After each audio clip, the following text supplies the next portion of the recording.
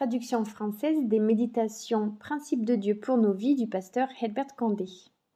Bonjour, bienvenue dans cette deuxième méditation du livre Cantique des Cantiques. Comme nous l'avons déjà vu, c'est un livre spécial, un livre poétique qui nous montre en particulier la beauté du mariage et nous nous étions arrêtés sur un aspect de la vie maritale, à savoir l'apparence physique. Nous avions vu que ça avait sa place au sein du mariage, que ce n'est pas quelque chose de mal.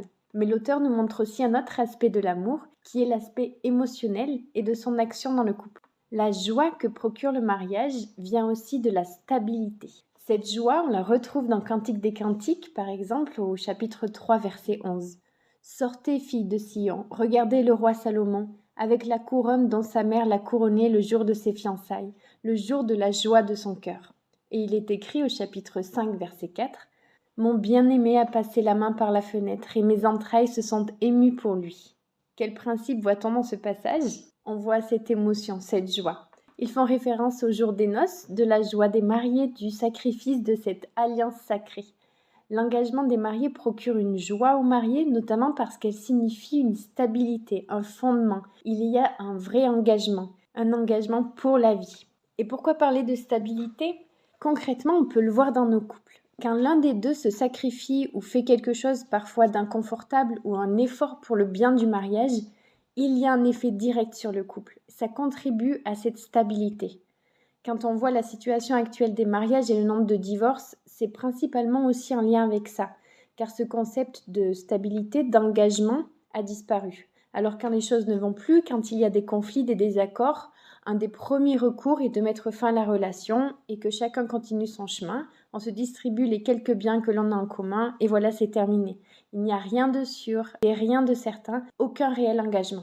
Et on peut ainsi voir des personnes qui se mettent en couple et se séparent et ils sont eux-mêmes émotionnellement instables et ils ne voient pas que la stabilité génère une émotion et cette émotion, c'est une joie. C'est quelque chose de palpable. Une épouse peut avoir cette joie, ce ressenti, lorsqu'elle voit son mari stable, qui tient son engagement, qui garde des principes clairs, qui s'implique dans la vie de famille, dans la vie de couple, qui cherche le bien de ses enfants, qui fait aussi sa part pour l'éducation des enfants et ne laisse pas l'entière responsabilité à son épouse et qui s'efforce pour tout ça. Elle apprécie de voir qu'il s'engage et s'implique aussi dans la vie spirituelle de la famille, de ses enfants, afin que tous recherchent Dieu et qu'ils cherchent à faire les choses bien.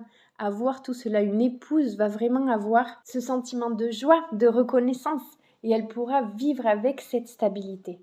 Inversement, un mari qui voit aussi une épouse stable, ferme, non pas une épouse qui va bien un jour et qui le lendemain ne sait plus ce qu'elle veut, mais qui voit aussi dans le mariage cette grâce spéciale de Dieu. Cet homme est rassuré parce qu'ils glorifient ensemble le Seigneur au sein de leur mariage. Et l'un et l'autre auront cette stabilité émotionnelle aussi, cette assurance et cette joie d'avoir quelqu'un à ses côtés pour avancer dans la vie. Pour les jeunes qui ne se sentent peut-être pas trop concernés, vous pouvez peut-être déjà penser et prier pour votre avenir, car un jour vous devrez choisir un mari ou une femme si la providence de Dieu le permet. Et vous devrez avoir un principe en tête, et c'est celui-ci, que vous puissiez trouver quelqu'un qui vous donnera cette stabilité pour votre vie. Que ce ne soit pas une personne changeante, instable, qui veut une chose un jour et l'opposer le lendemain, qui est en crise constamment, ou une personne même agressive, jalouse, avec des conflits internes émotionnels, car cela vous assure un mariage bien plus difficile. Votre mariage en sera inévitablement affecté. Alors veillez à chercher une personne qui est stable spirituellement et émotionnellement, parce que ce sera une source de joie, une source de stabilité au quotidien.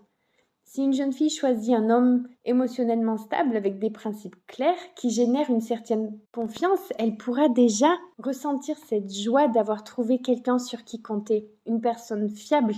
Et inversement, un jeune homme qui trouve une jeune fille qui cherche aussi son équilibre dans le Seigneur, qui s'efforce à faire au mieux, qui cherche des solutions devant les circonstances difficiles, qui est disposé à changer, qui cherche un réel engagement, ce jeune homme pourra déjà sentir une certaine tranquillité.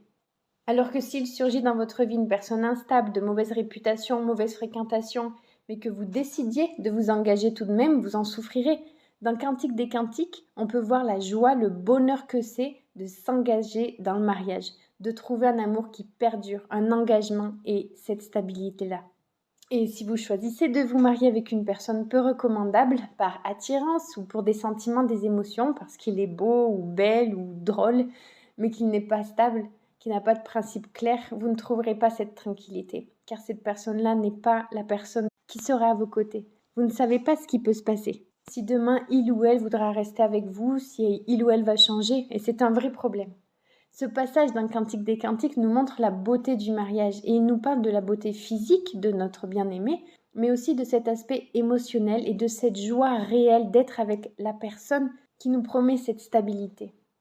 Chère famille, méditons sur ces choses concernant le mariage. Et les jeunes, méditez aussi ces choses au moment de choisir la personne avec qui vous allez vous engager. Car qui elle est et sa relation avec Dieu va changer les émotions que vous aurez au sein de votre mariage. Cantique des Cantiques nous amène à réfléchir à un mariage avec des principes conformes aux voies de Dieu. Prions. Seigneur, merci. Merci encore de nous montrer cet élément émotionnel dans le couple, l'importance de la stabilité pour cet engagement pour la vie qui procure la joie. Merci de nous amener à penser correctement. Ta croix nous montre la liberté et elle nous sauve et tu nous enseignes aussi la bonne voie. Enseigne-nous à faire ce qui est bon et juste, Seigneur. Dans le nom de Jésus. Amen.